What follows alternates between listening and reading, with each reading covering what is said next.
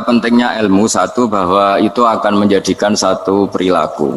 Misalnya begini ya, dulu itu kiai-kiai Jawa zaman dulu itu berpatokan karena dulu pemerintahan Hindia Belanda, seorang lagi masih pemerintahan Hindia Belanda. Itu dalil yang sering diutarakan itu sebaik-baiknya umara itu yang datang ke ulama, terus sejelek-jeleknya ulama itu yang datang ke umara. Tapi semenjak pemerintahan Indonesia dan kemudian ditandai beberapa tokoh kayak Gus Wahid putra Ki Hasyim jadi Menteri Agama, ada Gus Wahid putra Ki Wahab juga jadi Menteri Agama, ada Ki Fatur Rahman keluarga Mbah Maimun, keluarga Sarang juga pernah jadi Menteri Agama. Kemudian bersamaan dengan itu dibangunlah satu pegangan ilmu. Pegangan ilmu ini penting karena ini yang mengilhami semua orang Islam, terutama ya utamanya ulamanya. Ada seorang ustadz, seorang guru ngaji yang karena melihat rata-rata penguasa itu zalim ya, datang ke Harun Ar-Rasyid. Ini perlu disemak, datang ke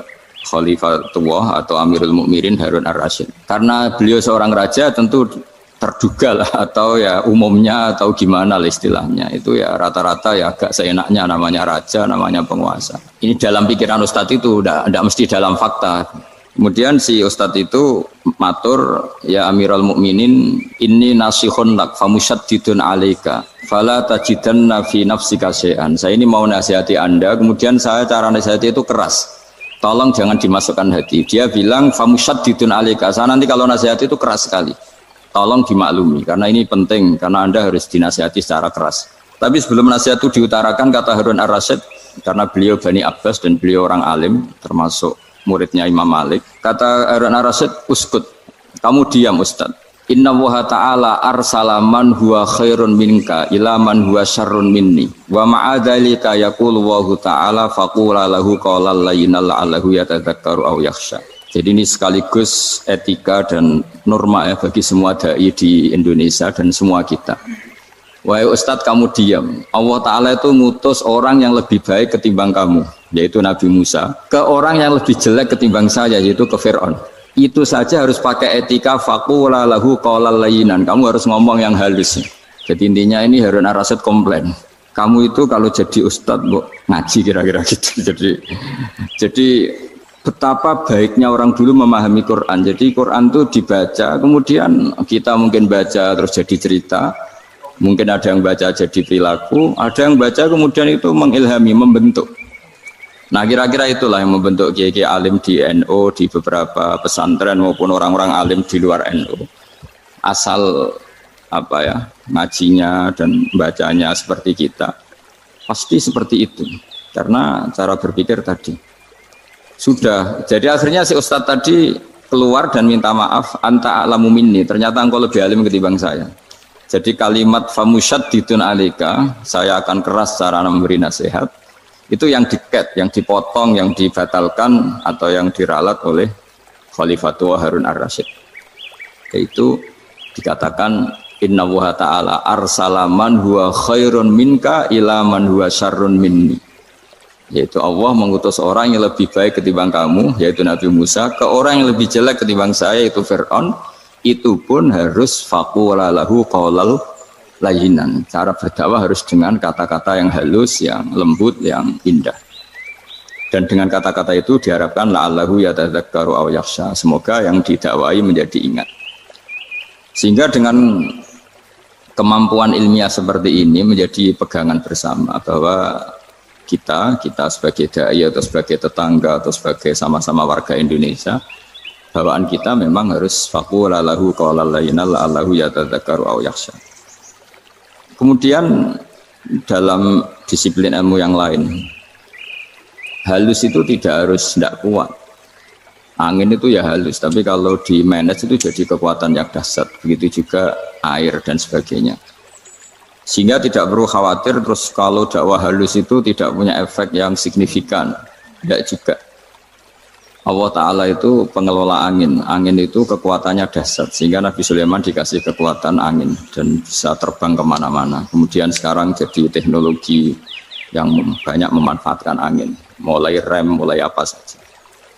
Sehingga dari cerita saya ini kemudian terus kiai-kiai itu membentuk dakwah termasuk di ekonomi dengan cara yang rileks. Nah, cara rileks itu satu tentu dimulai dengan ilmu.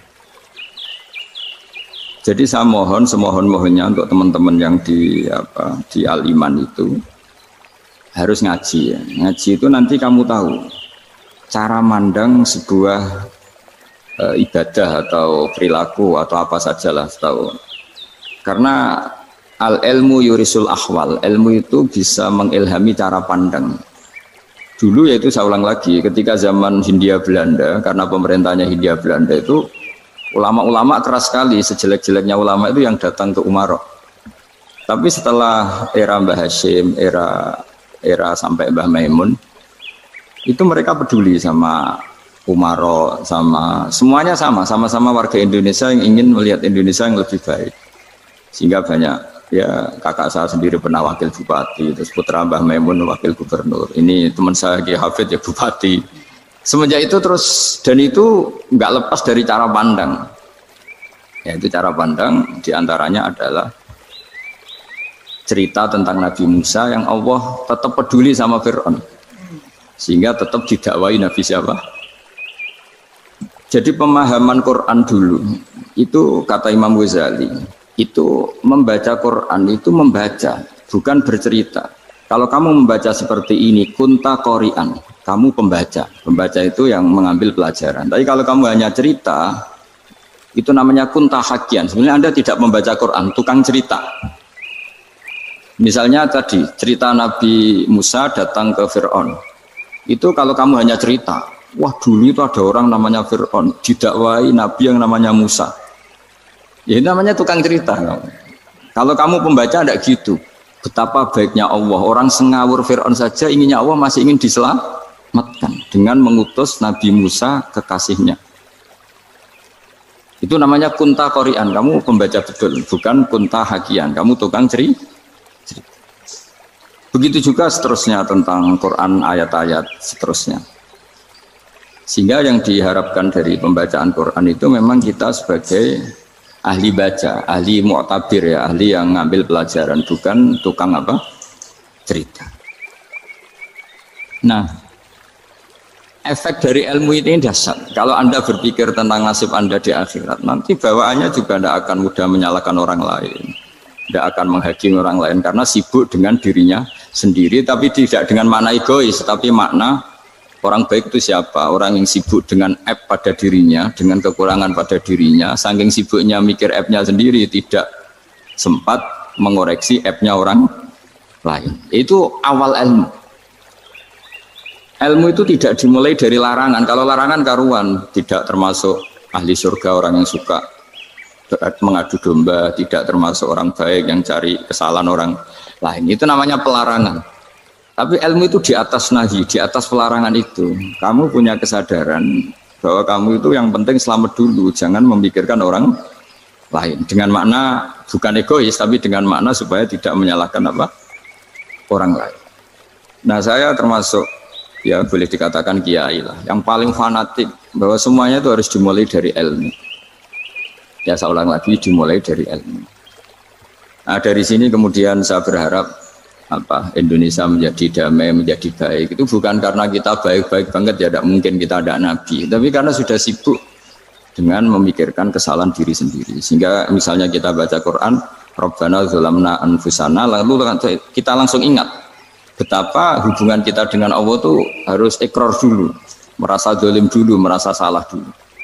Nah, kalau semua orang merasa salah di depan Allah itu mesti bawaannya agak mudah menyalahkan orang lain, karena kita bilang Rabbana dzalamna anfusana.